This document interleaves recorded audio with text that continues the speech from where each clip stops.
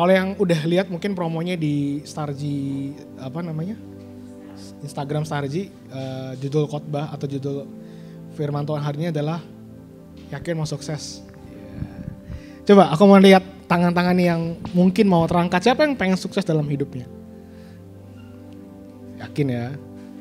Nah cuma hari ini ada suatu makna yang mungkin aku akan tambahkan kepada kita semua, kepada teman-teman, kepada adik-adik yang ada di Starji, bahwa sebenarnya tuh sukses tuh seperti apa sih? Karena anak-anak muda ya bahkan udah dari SMP, SMA, kuliah, apalagi udah mau menjelang kerja gitu ya, pasti sudah punya yang namanya planning ke depan, mesti kayak gimana, mesti bikin apa di dalam hidupnya. Dan no wonder banyak anak-anak muda sekarang pengen jadi YouTuber. Kenapa? Karena mereka mengejar yang namanya sebuah kesuksesan dalam hidup. Apalagi kalau sudah bisa mendapat subscriber yang sangat banyak, viewer yang sangat banyak. Nggak salah ya. Jadi kalau dengerin khotbah seperti ini, jangan merasa terintimidasi, oh saya nggak boleh sukses ya. Bukan. Tapi kita harus bisa benar-benar melihat dari cara pandang yang benar. Gitu. Ya mungkin udah ada. Nah. Coba yang pertama dulu tadi slide-nya. Sukses. Apakah Anda ingin sukses? Tadi udah jawab ya. Pertanyaan keduanya, apakah Tuhan mau saya sukses? Mau gak Tuhan kamu sukses? Mau ya? Oke. Dan yang terakhir, boleh gak saya sukses? Boleh ya. Jadi kayaknya Tuhan juga gak mau bikin kita hidup menderita ya gak sih? Kayak saya di dunia ini harus menderita. Nanti surga baru menjadi kekayaan saya gitu. Gak ada yang salah dengan kita mau sukses. Tapi makna-makna tertentu yang kita harus mengerti supaya teman-teman dan adik-adik semua di sini ketika kalian masuk ke dalam dunia kerja atau mungkin dalam masa sekolah kalian mengerti sebenarnya apa sih yang mau dicapai. Oke, mungkin boleh next slide. Apa yang Anda pikirkan? Apa yang kalian pikirkan tentang sukses? Coba kita di sini biar nggak bosan dengerin aku ngomong aja, kalian boleh ngomong deh. Ya, apa sih yang kalian pikirin tentang sukses? Coba aku mau nanya sama Cey. Kamu menurut Cey apa? Kan Cey udah mulai kerja nih sekarang ya.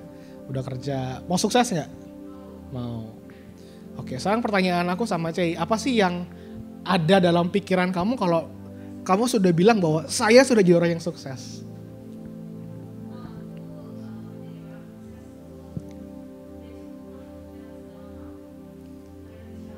Oke, mau punya mobil cukup gitu ya.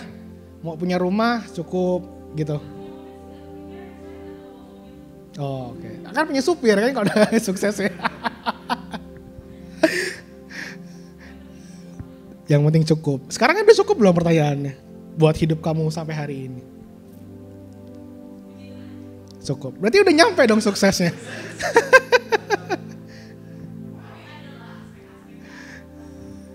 Oke, berarti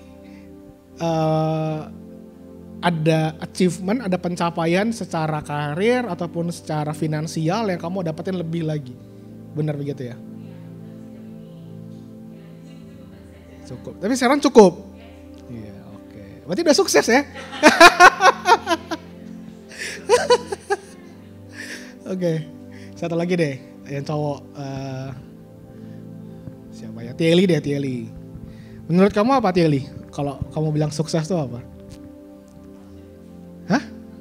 Itu nama beda, nama lainnya doang. Berhasil, sukses. Dalam pikiran kamu sudah berkata, saya sudah sukses gitu. Nah itu apa yang ada di dalam pikiran kamu?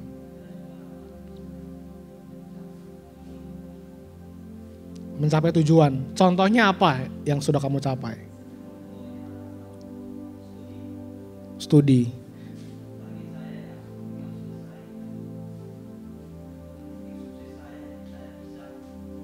Jadi kalau kamu udah lulus dari STT The Truth, udah sukses ya? Oh iya, itu udah sukses dong ya. Kan ntar lagi lulus kan? Mata kuliah ada yang ngulang gak? Gak ada kan, itu berarti udah sukses. Oke, coba boleh next slide. Nah, banyak anak-anak muda atau orang-orang sekarang yang merasa gue udah jadi orang gitu ya. Sekarang mungkin belum jadi orang ya. Gue udah jadi orang, kalau gue udah jadi pebisnis yang handal. Apalagi kalau Kalau kayak aku atau Ko Yehu gitu yang udah sekian lama kita gak ketemu teman-teman sekolah, ketemu lagi, pasti kan ngomongnya, lu karirnya gimana sekarang gitu, lu posisinya udah apa sekarang. Kenapa? Gendut banget ya. Terus bisnis lu gimana? Ya kan? Lu udah punya bisnis apa? Dan pasti yang akan dipertanyakan adalah seputar achievement, pencapaian kita sampai sejauh ini. Nah, itu yang ngebuat kadang-kadang beberapa orang-orang yang kayak teman-teman aku ada beberapa yang mereka sekarang kerjanya cuma jadi Gojek gitu, teman sekolah gitu, teman kuliah. Nah tuh ketika mau ketemu sama teman-teman yang lain mereka nggak mau ketemu karena mereka masih jadi orang gagal merasanya gitu. Wah teman-teman gue udah jadi manajer, apalagi mungkin juga ada director atau yang bahkan udah jadi owner, CEO perusahaan, gue cuma jadi super Gojek. Ada yang seperti itu. Jadi kalau ketemu nggak pernah mau gitu. Kenapa? Karena ukurannya belum nyampe. Jadi kalau nanti gue ketemu, lu di mana sekarang? Wah, gue sudah jadi CEO perusahaan ini. Gue udah jadi owner, gue bikin startup seperti ini dan seterusnya. Paling enggak, kalaupun dia nggak kerja di perusahaan, dia udah jadi YouTuber. Subscribernya udah sekian juta. Wow. Itu pasti kalau udah subscriber sekian juta ketemu tuh petantang-petenteng tuh. Karena ngerasa, wah siapa yang gak kenal gue gitu kan ya. Karena udah terkenal banget. Seringkali secara gak langsung itu ada di dalam alam bawah sadar kita. Kita merasa kita sukses ketika kita bisa achieve dalam karir kita, dalam bisnis kita. Atau yang selanjutnya boleh lihat, punya mobil. Mobilnya mobil mahal. Udah mobil mahal lagi kan. Ini apa mobilnya? Ferrari atau mahal lah pokoknya. Punya mobil mahal. Jadi kalau masih naik sepeda motor ketemu teman malu. Aduh, apalagi masih numpang abang Gojek gitu kan. Aduh, gue masih naik ojek. Teman gue udah punya mobil, at least punya mobil. Jadi kalau belum punya mobil saya belum sukses gitu. Ya mungkin kalau teman-teman yang masih sekolah merasanya masih ya belum terlalu karena masih ikut sama papi mami kan mobilnya ya. Tapi kalau yang udah mulai kerja, yang udah apalagi kayak Ken ya, kalau kata Ko Yehu kemarin udah mulai bosan kerja. Kan kemarin ada yang baru mulai, ini udah mulai bosan ya. Oke, bercanda. Jadi artinya seringkali kita yang udah mulai kerja dulu lama, kita udah pengen mencapai sesuatu, kita pengen punya seperti ini. Terus apalagi next? Punya rumah mewah atau rumah idaman, rumah yang diinginkan. Wah, gue pengen punya rumah yang bisa gue bangun, gue pengen punya rumah. Nah kalau ini belum dapat, kita masih merasa jadi orang yang gagal. Kita masih merasa kita belum mencapai sesuatu yang kita mau inginkan. Next, apa lagi? Nah ini yang menarik nih, menikah sama pria atau wanita idaman. Siapa di sini yang pengen menikah sama wanita yang tidak diidamkan? Kayaknya gak mungkin ya. Pasti kalian menikah dengan seseorang yang kalian idam-idamkan, wah gue pengen jadi pasangannya dia. Kenapa? Karena kita suka. Kan kita gak mungkin maksa ya. Jadi artinya seringkali kita merasa kita kalau kita sudah menikah, kita sudah punya pasangan yang sesuai yang kita inginkan, wah kita sudah sukses. Mungkin orang ini merasa bahwa mobil atau rumah gak terlalu penting. Tapi mereka merasa bahwa kalau sudah menikah tuh mereka sudah sukses. Sehingga ketika ada anak-anak muda yang di umur tertentu belum menikah dan mereka mulai merasa gagal dalam hidup mereka. Mereka merasa kayak, wah teman-teman gue udah menikah, teman-teman gue udah begini, sudah begini. Dan akhirnya kita nggak bisa lebih jauh dalam hidup ini karena kita terkungkung dengan pikiran kita yang membatasi karena kita belum mencapai kepada hal ini. Terus yang berikutnya, nah sekarang kita mulai renungkan bareng-bareng teman-teman. Jadi hari ini aku mungkin akan lebih ngajak kita untuk mikir, gitu ya. Kita akan banyak mikir. Coba renungkan. Siapa sih yang menciptakan kita?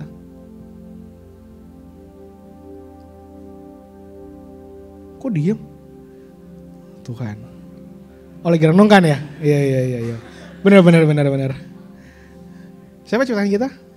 Tuhan. Jadi sebenarnya pencapaian yang harusnya atau siapa yang bisa melihat pencapaian itu sebenarnya siapa, tahu nggak? Dalam hidup kita. Tuhan, karena ukuran kesuksesannya Tuhan adalah kita yang mencapai kepada apa yang dia mau inginkan dalam hidup ini. Contoh, ketika seseorang buat penemuan, dia bikin sebuah misalnya riset sebuah handphone yang canggih. Ya, sekarang udah ada sistem NFC, tinggal nempel doang bisa kirim data dan sebagainya. Yang bisa mengukur kesuksesan handphone itu si handphone itu sendiri atau yang menciptakan handphone itu? Yang menciptakan handphone itu, benar gak? Kenapa? Karena begitu dia bisa melihat, wow ini berhasil, ini bekerja. Di situ si pembuat handphone melihat bahwa saya berhasil. Handphone ini berhasil menjadi seperti apa yang sudah dipikirkan, dirancangkan oleh si sang pembuat ini. Jadi yang pertama kita harus merenungkan siapa yang ciptain kita. Karena seringkali kita sebagai manusia selalu melihatnya tuh bukan kepada siapa yang menciptakan tapi tentang kitanya. Makanya kenapa banyak orang yang akhirnya, kemana kalau lagi merenungkan ya, banyak orang yang akhirnya memakai Tuhan untuk pencapaian kepentingannya sendiri. Salah gak kalau kita berdoa, Tuhan tolong dong saya mau sukses dalam belajar saya? Salah gak? Enggak. Tuhan tolong dong jagain keluarga saya? Salah gak? Enggak. Tapi akan menjadi salah ketika kita hanya sampai di situ dalam pakai Tuhan. Memakai Tuhan dalam tanda kutip. Kenapa? Artinya kita mencari sebuah keuntungan dari Tuhan untuk kita tarik kepada kepentingan hidup kita. Jadi kalau kalian mau ulangan, ya yang masih sekolah atau yang kuliah lagi ujian, berdoa sama Tuhan untuk dapat nilai bagus nggak salah. Tapi kalau cuma sampai di situ permintaan dan doa kita kepada Tuhan, itu jadi masalah. Siapa sih yang udah mulai pacaran? Atau sudah pernah deh kalau mungkin enggak. Ya, pernah pacaran. Ketika kita pacaran, belum suami istri sih. Cowok sama cewek pacaran. Aku paling kasih contoh Koyu sama Ciseli deh, ya kan? Kan mereka pacaran sampai menikah gitu. Karena istriku nggak ada nih. Jadi mereka pacaran. Ketika mereka berpacaran, dan Ciseli lihat nih Koyu ini baik banget gitu kan ya. Wah apa-apa aku kadang-kadang nggak minta udah dikasih gitu kan. Baiknya dia, baik. Wah kayaknya dia tulus banget. Terus setiap kali mau pergi kemana belum diminta aku anterin ya.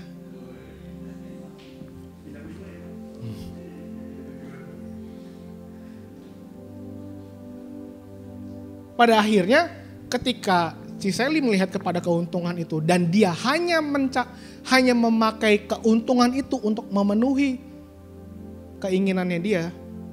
Walaupun Koyehu tulus-tulus aja kasih. Tapi pada dasarnya hubungan mereka nggak hubungan yang saling.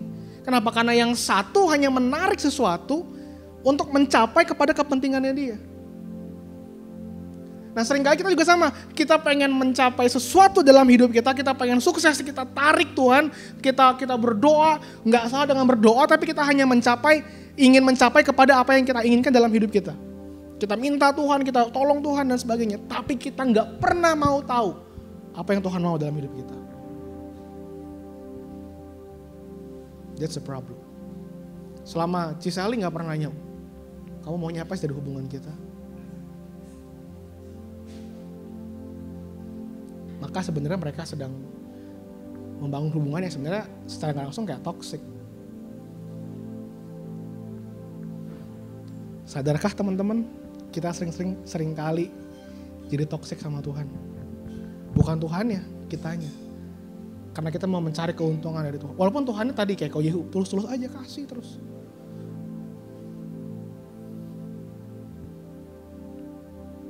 Itu yang pertama. Yang kedua, coba renungin lagi. Kenapa kita ada di dalam dunia ini sih?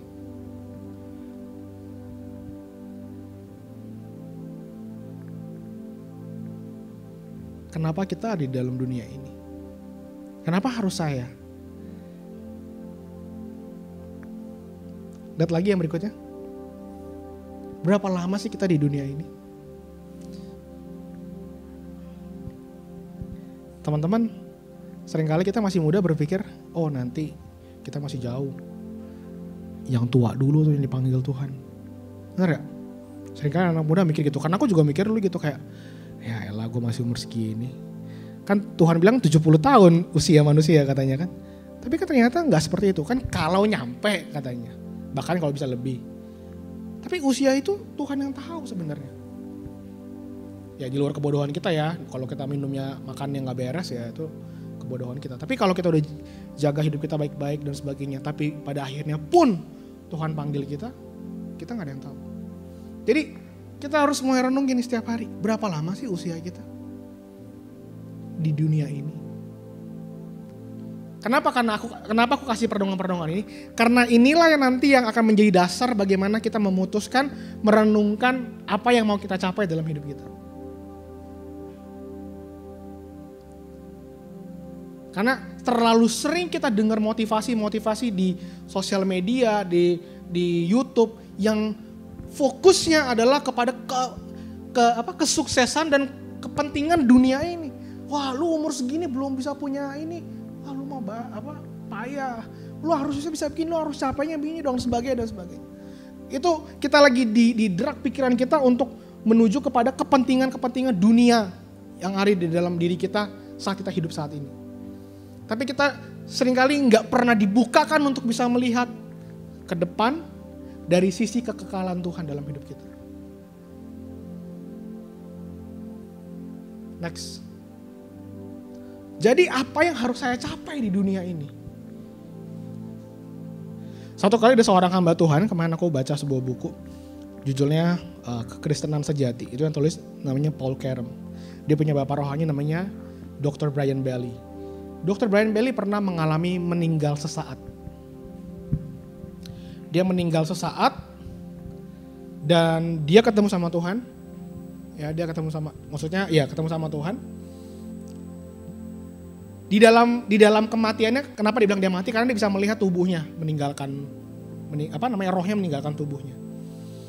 Waktu dia mati sesaat itu dan Tuhan memperlihatkan kepada dia film kehidupannya dia. Sampai satu titik filmnya kosong.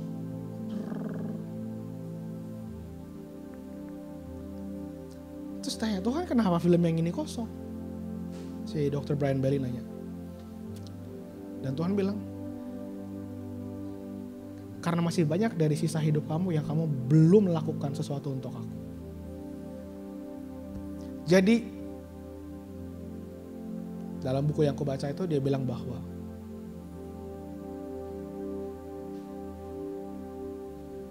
ketika kita ada di dalam dunia ini, there is a purpose yang Tuhan mau kita isi. Jadi sangat mengenaskan kalau kita pada akhirnya mati, kita meninggal, tapi masih terlalu banyak film kosong yang sebenarnya Tuhan sudah rancangkan untuk diisi dengan setiap purpose-nya Tuhan dalam hidup kita. Tapi masih terlalu banyak film-film kosong yang ada sehingga dia bilang memang keuntungan waktu kita, Paulus juga bilang ya, bagi Kristus adalah hidup adalah Kristus, mati adalah keuntungan. Tapi hidup bagi Kristusnya ini ada atau enggak selama kita hidup? Mati memang keuntungan, tapi there is a purpose, ada tujuan yang Tuhan berikan kepada kita waktu Tuhan kasih kesempatan kita hidup di dunia ini. Jadi kalau kita purpose-nya hanya kepada diri kita sebenarnya lagi keluar dari jalurnya Tuhan. Kenapa kita ada di dalam dunia ini? Jadi kita jadi purposeless. Nah kalau kita nggak punya purpose, kenapa kita hidup? Aku ingat banget Pastor Leo pernah bilang gini. Orang sekarang lagi COVID, semuanya berusaha mempertahankan hidup mempertahankan diri untuk bisa tetap hidup.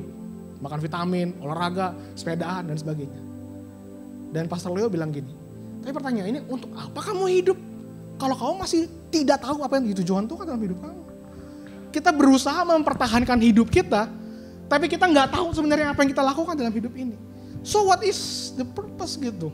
Terus ngapain? What happened? Aku belajar hari-hari ini, terus aku mempertanyakan Tuhan. Bukan mempertanyakan Tuhan, maksudnya bertanya sama Tuhan. Tuhan, aku mau apa dalam hidupku hari ini? Ke depan Tuhan mau apa? Kenapa? Waktu kita mulai bertanya, artinya teman-teman terus fokus kepada suara Tuhan, untuk Tuhan bicara sama kita. Supaya kita bisa benar-benar menjalani hidup kita tuh dengan tujuan Tuhan. Tapi kok aku kan masih sekolah gitu kan ya. Aku belum jadi pendeta, belum jadi hamba Tuhan. Teman-teman tahu nggak? Di sekolah tuh banyak orang-orang yang butuh kita loh. Tadi waktu lagi doa pagi dengan panitia Natal, dari kita ada doa. Tuhan tiba-tiba ingetin aku kayak gini. Coba deh jangan berpikir Yehu untuk aku, tapi aku untuk Yehu. Ngerti gak maksudnya? Jadi kalau aku ada di sini untuk dia, so apapun yang terjadi dalam hidupnya dia, aku harus tolong paling enggak dengan aku berdoa buat dia. Sekalipun dia menyakiti aku, itu nggak jadi sesuatu yang merusak aku. Kenapa? Karena Yehu bukan buat aku, tapi aku yang buat Yehu. Itu yang Kristus lakukan. Kristus buat kita, bukan kita buat Kristus pada dasarnya gitu loh. Walaupun akhirnya kita harus kembali kepada Tuhan kan. Tapi dari sisi Tuhan, dia nggak menuntut apapun. Dia berikan semuanya untuk kita. Nah, kalau kita mau teladanin Yesus, hidup bagi adalah Kristus, kita harus demikian. Jadi aku ada untuk Janet. Nah teman-teman di semua di Starji, kita bukan hanya casual karena kita, kamu teman gerejaku ya. No. Tapi Tasya ada di sini buat temen yang namanya Godel. Dan Selin ada di sini juga ada buat Koken dan sebaliknya Koken buat Selin. Dan semuanya demikian. Artinya kita terus harus connect sama Tuhan. Tuhan lagi mau bicara apa sama aku untuk teman aku ini. Dan jangan pernah berpikir bahwa kalian terlalu kecil untuk melakukan pekerjaan Tuhan. Amin.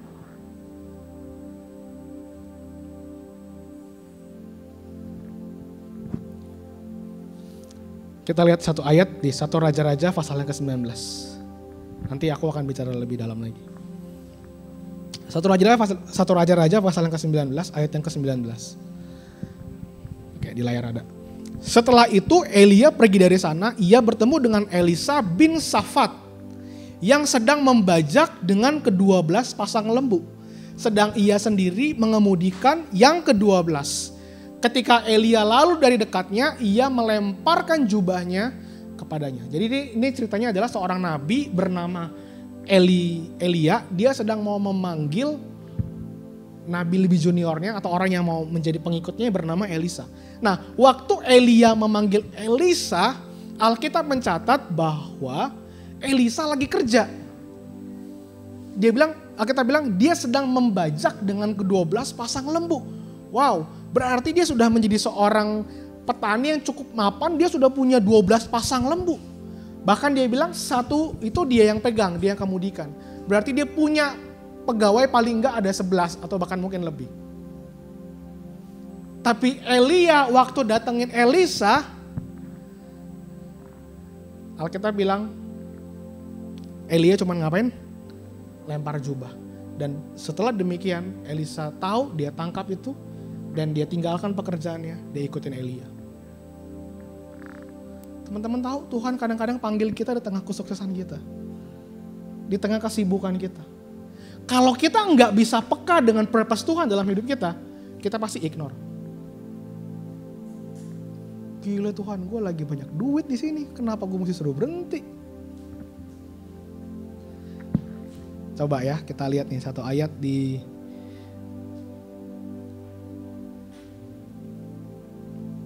Matius pasal yang ke-19, slide yang ke-14C.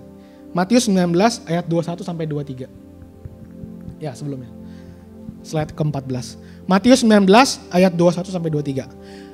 Kata Yesus kepadanya, "Jikalau engkau hendak sempurna, pergilah, jualah segala milikmu dan berikanlah itu kepada orang-orang miskin. Maka engkau akan beroleh harta di sorga. Kemudian datanglah kemari dan ikutlah aku." Ketika orang muda itu mendengar perkataan itu, pergilah ia dengan sedih. Di sini aku bold. Sebab banyak hartanya. Yesus berkata kepada murid-muridnya, "Aku berkata kepadamu, sesungguhnya sukar sekali bagi orang kaya untuk masuk ke dalam kerajaan sorga." Bukan artinya Tuhan tidak suka kita jadi orang kaya. Tapi ketika kekayaan bercokol dalam hati kita, itu jadi masalah.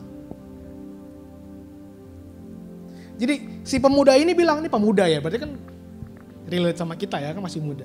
Pemuda ini bilang, Tuhan aku udah lakukan semua hukum Taurat. Dia bilang, terus apa lagi harus aku lakukan?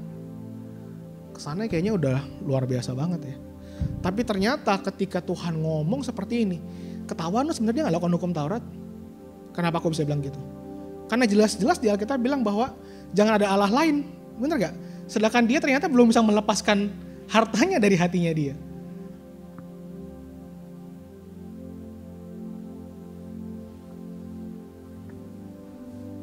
Dia pergi dengan sedih sebab banyak hartanya.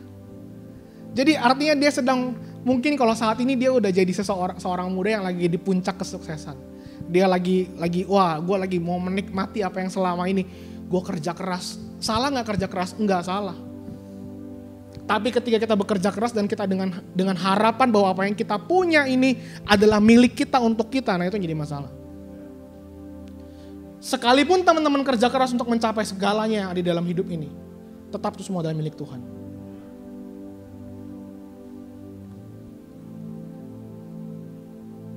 Kalau kamu lagi kerja, terus ditarik aja satu urat syarafmu, gak mengok. Tapi kan ini semua aku yang buat kok. Coba pikirkan bareng-bareng hari ini. Kalian boleh jadi orang yang pintar di sekolah, juara, belajar keras mati-matian mungkin. Tapi untuk kalian bisa punya brain yang begitu bagus untuk berpikir, otak yang bagus untuk berpikir, itu dari siapa sih? Dari Tuhan kan. So, gak ada satupun dalam hidup ini yang bisa kita sombongkan, teman-teman. Jadi jangan pernah berpikir bahwa ini aku hebat. Cuma karena Tuhan baik sama kita, semua kita bisa punya. Jadi kalau Tuhan minta apa yang ada pada kita harus bisa berikan. Itu menunjukkan seberapa Tuhan menjadi bagian yang penting dalam hidup kita. Kita lihat lagi di dalam Matius pasal yang ke-4 ayat 18. Dan ketika Yesus sedang berjalan menyusur danau Galilea, ia melihat dua orang bersaudara, yaitu Simon yang disebut Petrus dan Andreas, saudaranya.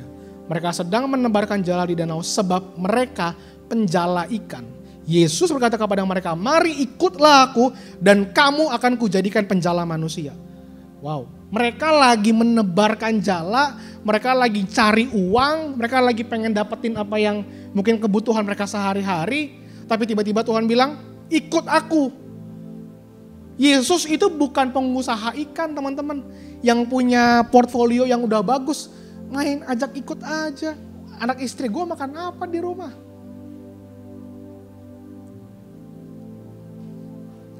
Tapi saat itu Yesus bilang, tinggalkan, ikut aku dan aku akan jadikan kamu penjala manusia. Terus pernah kepikiran gak? Tuhan Yesus selama hidup sama murid-muridnya duitnya dari mana? Emang ada katanya si Yudas jadi itu ya bendahara.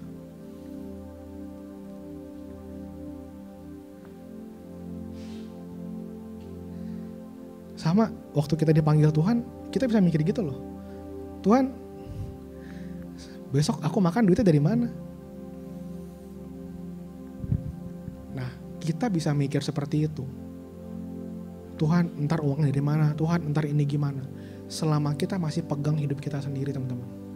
Selama kalian gak bisa melihat Tuhan sebagai pribadi yang paling hebat, yang paling besar, yang menguasai hidup kita akan terus mikirnya kayak gitu. Makanya kenapa banyak orang yang sulit mau mengambil keputusan melayani Tuhan. Memikirkan A, B, C, D dan sebagainya. Karena kita merasa kita masih control, handle hidup kita.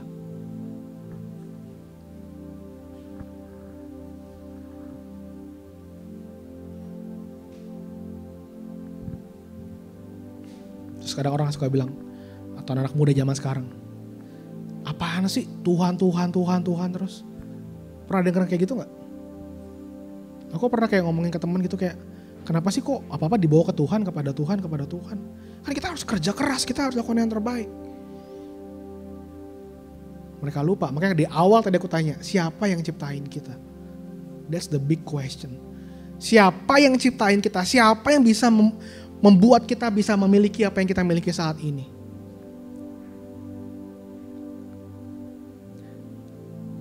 Makanya Filipi 3 ayat 7 sampai 9 berkata gini.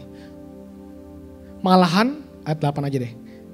Malahan segala sesuatu kuanggap rugi karena pengenalanku akan Kristus Yesus Tuhanku lebih mulia daripada semuanya. Oleh karena dialah aku telah melepaskan semuanya itu dan menganggapnya sampah supaya aku memperoleh Kristus. Yang ngomong Paulus. Paulus ini orang yang sangat dipandang di masa itu waktu dia sebelum terima Yesus. Karena dia menjadi seorang Farisi yang sangat cerdas, dia pintar. Bahkan mungkin dia punya kuasa. Bahkan dia waktu itu kan sebelum dia ketemu Tuhan di jalan dia akhirnya buta. Itu kan dia lagi mau, dia dapat sebuah mandat untuk menganiaya orang-orang Kristen saat itu. Artinya dia punya kuasa. Tapi dia bilang di sini, semuanya tuh kuanggap rugi karena pengenalanku akan Kristus Tuhanku lebih mulia dari semuanya. Jadi kalau kalian mau mendapatkan yang the best dalam hidup ini, itu bukan dengan pencapaian karir kita, bukan karena pencapaian prestasi kita, walaupun aku bilang itu nggak salah, tapi kita harus tahu bahwa yang terpenting dalam hidup ini adalah mencapai kepada pengenalan akan Kristus. Coba sekarang tanya atau lihat kiri kanannya, seberapa sih kamu kenal Yesus dalam hidupmu? Aku tahu sih Yesus, dari kecil aku nyanyi lagu tentang Yesus terus. Benar gak? Semua rata-rata sini dari lahir Kristen kan ya. Tapi pertanyaannya sekarang adalah, siapa Yesus buat hidupmu?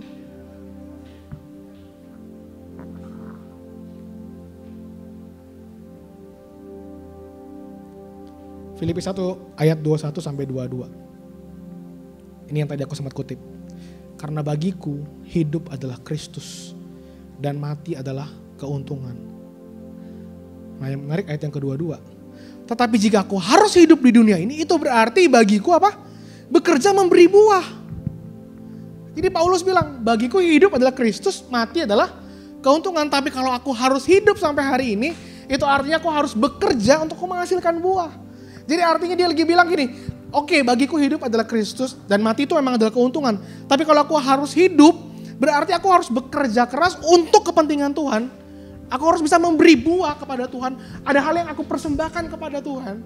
Ada sesuatu yang aku pertanggungjawabkan sama Tuhan. Itu yang Paulus lagi bilang. Bahkan dia bilang kalau boleh ya aku mendingan bersama-sama Kristus gitu kan. Tapi kalaupun aku ada, aku harus memberi buah dalam hidup ini. Nah kalau bilang memberi buah, pertanyaan lagi buat kita bareng-bareng hari ini. Hidup kalian udah dirasa manis belum sama orang sekitar kita? Hidup kalian sudah menjadi sesuatu yang terlihat manis gak buat Tuhan? Yang merasakan dari buah kehidupan kita.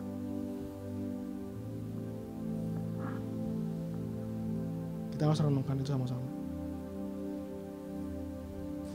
Efesus 2 ayat yang ke-10. Ayat yang terakhir.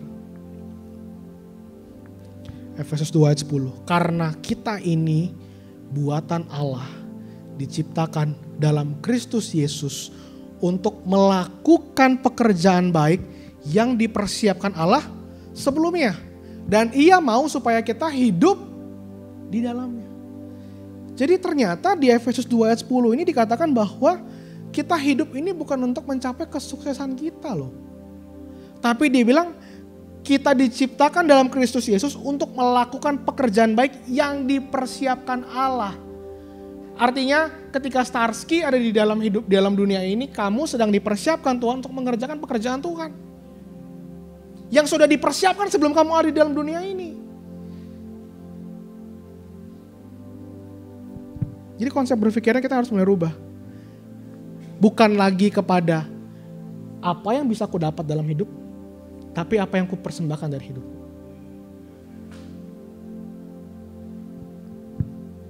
Karena selama manusia jatuh dalam dosa, ketika mereka sudah mulai berpikir apa yang bisa didapat dari buah itu. Kamu akan menjadi seperti Allah, kamu akan dan seterusnya. Mereka dia pengen dapat. Tapi Yesus datang ke dalam dunia. Yohanes pasal yang keempat berkata, makananku ialah melakukan pekerjaan Dia yang mengutus aku dan menyelesaikannya. Jadi pola pikir Yesus adalah mempersembahkan hidupnya kepada Bapa.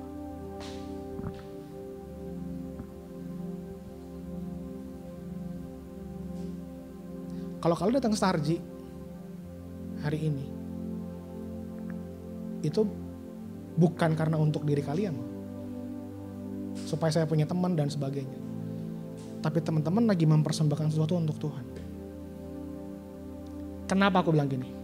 Karena kalau kita ke gereja datangnya mikirnya untuk kepentingan kita, datang ke gereja karena untuk kepentingan kita, pasti macam-macam dia ntar. Bosan, kecewa, kesel, bete, bad mood, gak enak. Karena fokusnya kita. Gue lagi malas Starji hari ini. Kenapa? Lagi gak seru. Kita kan fokusnya. Wah kalau games kayak Fun Week gitu kayak seru, gue mau datang deh gitu. Karena kitanya seru. Tapi kita gak pernah mikir kan, bahwa Alkitab bilang ibadah yang sejati adalah ketika engkau mempersembahkan tubuhmu sebagai korban persembahan hidup yang berkenan kepada Allah. Jadi waktu teman-teman kesini, kalian lagi mempersembahkan hidup kalian untuk Tuhan. Kalian memilih untuk tidak datang ke tempat, mungkin ada Sweet 17 teman kalian yang seru banget, dan kalian bilang, enggak, aku harus gereja hari ini, I commit. Itu kamu sudah mempersembahkan hidupmu untuk Tuhan. Bukannya aku bilang gak boleh ya Sweet 17, sesekali mungkin boleh, izin Ci aku mau Sweet 17. Tapi kalau yang kau maksud gini, jangan sampai apa yang di luar itu lebih menarik kita dibandingkan apa yang di dalam rumah Tuhan. Bahkan Daud berkata, lebih baik 1 hari di pelataran Tuhan daripada 1000 hari tempat lain. Kenapa? Karena Daud begitu bisa merasakan, dia begitu mencintai hadirat Tuhan. Karena di dalamnya kamu akan dapat kepuasan. Teman-teman, kamu boleh main di luar, boleh having fun dan sebagainya di sana. Tapi pulang ke rumah, itu semua akan hilang. Itu cuma menjadi sebuah memori. Tapi hadirat Tuhan, sekalipun kamu udah pulang dari gereja, tetap ada bersama dengan kamu.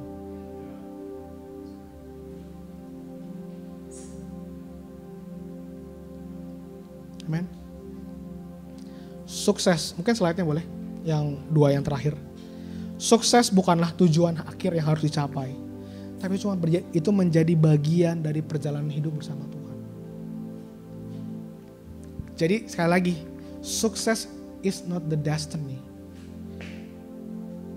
Yusuf sukses gak di rumah Potifar? Sukses, tapi gak itu destiny-nya dia.